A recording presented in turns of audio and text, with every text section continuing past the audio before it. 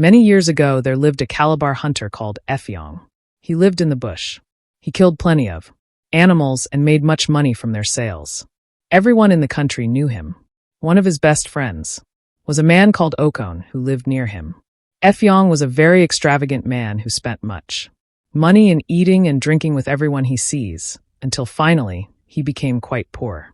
To replenish his pocket, he had to go out hunting again, but this time his good luck seemed to have deserted him. Although Effiong worked very hard and hunted day and night, he could not succeed in killing anything. One day, as he was very hungry, he went to his friend Okon and borrowed 200 rods from him. He told Okon the exact day he would come to his house to get his money. He told him that when coming, he should bring his loaded gun along with him. Weeks before borrowing money from Okon, Effiong made friends with a leopard and a bush cat whom he had met in the forest on one of his hunting expeditions. He had also made friends with a goat and a cock at a farm where he had stayed for the night. After Effiong had borrowed the money from Okon, he could not think of how he was going to repay him back on the agreed day he promised.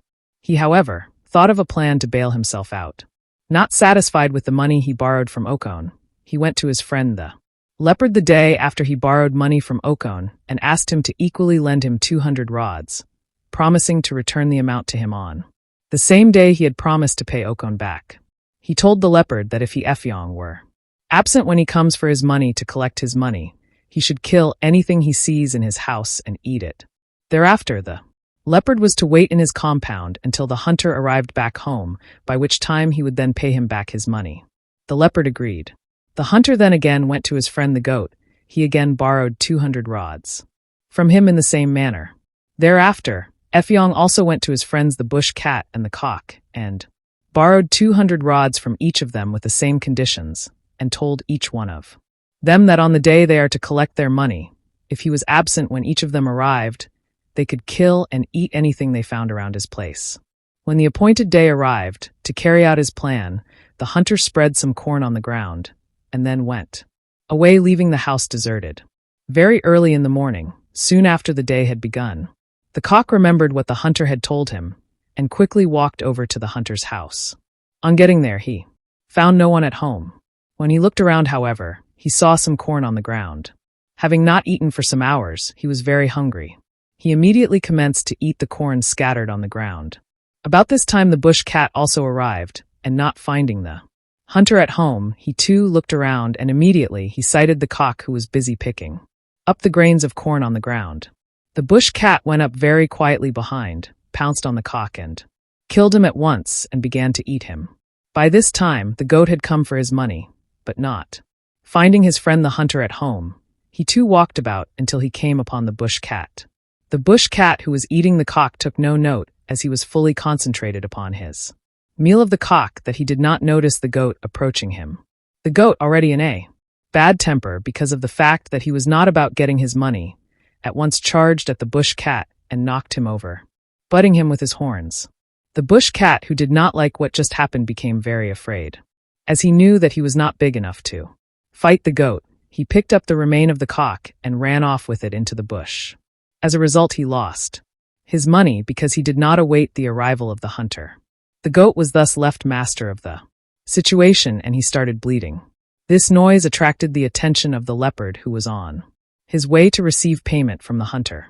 As he got nearer, the smell of the goat became very strong, and being hungry as well, having not eaten anything for some days now, he approached the goat very carefully. Not seeing anyone around in the compound, he stalked the goat, getting nearer and nearer until he was within springing distance.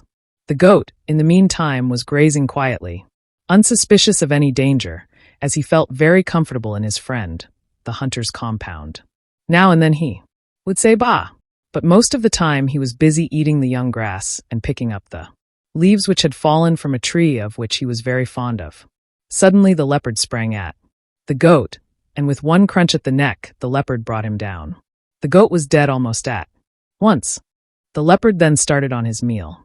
The time was now about 8 o'clock in the morning, and Okon, the hunter's friend, after eating his early morning meal, set out to Effiong's house with his gun, as instructed, to receive payment of the 200 rods he had lent to the hunter.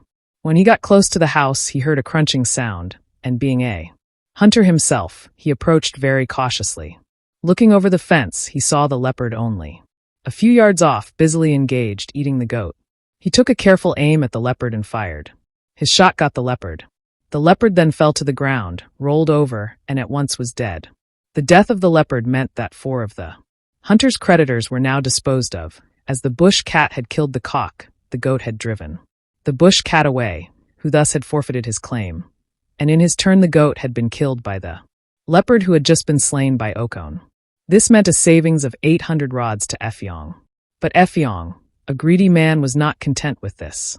Immediately he heard the sound of the gun he ran out from, where he had been hiding all this while.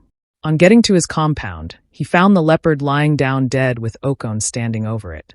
In a very strong language, Effiong began to chastise his friend, asking him why he had killed his old friend the leopard, and that nothing would satisfy him other than for him to go and report the whole matter to the king, who he knew would no doubt deal with Okon as he thought fit. When Effiong said this, Okon became frightened and begged Effiong not to say anything more about what had happened, as the king would be angry about him. Effiong, the hunter, was adamant and refused to listen to Okon, his friend. At last Okon said to Effiong, "If you will allow the whole thing to slide and will say no more about it, I will make you a present of the 200 rods you borrowed from me." This was just what Effiong wanted. Though his plan had worked out, Effiong still did not give in at once, but he eventually agreed and told Okon he could go. He as well told him not to worry, as he would bury the body of his friend the leopard who just died. Immediately Okon left. Instead of him burying the body of the leopard, Effiong dragged it inside his house and skinned it very carefully. The skin of the leopard he put out to dry in the sun, covering it with wood ash. The body of the leopard he ate. When the skin was well cured and dried, the hunter took it to a distant market where he sold it for a reasonable amount of money. Now, because of what had happened to the bush cat, whenever it sees a cock, he would always kill it doing so. Meant by right, the cock has been taken as part payment of the 200 rods which the hunter collected from him and never paid back. Thank you all for watching. If you enjoyed this beautiful story, please drop a like on the video and leave a comment on your favorite part of the story, moral lessons, and so on. Also share the story with your friends and family. It has not been easy getting here, but I really appreciate all of you who watched the story to the end.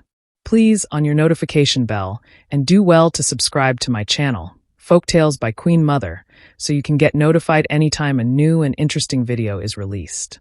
If you stay glued to my channel, Folktales by Queen Mother, you are sure to watch a lot of upcoming interesting videos, and you are sure to learn a lot from our educational lesson videos, as this channel from time to time will be dropping educational lesson in form of a video. These videos will teach you necessary things that are of great importance to you all. Please be rest assured that if you support me by liking, commenting, and subscribing to my channel, you will always stay motivated. It's a lot of hard work, days of sleepless nights before one of these videos you watch on this channel is produced. I am counting on your support always to take this channel to the top. Thank you once again for your unwavering love ABD support. God bless you all.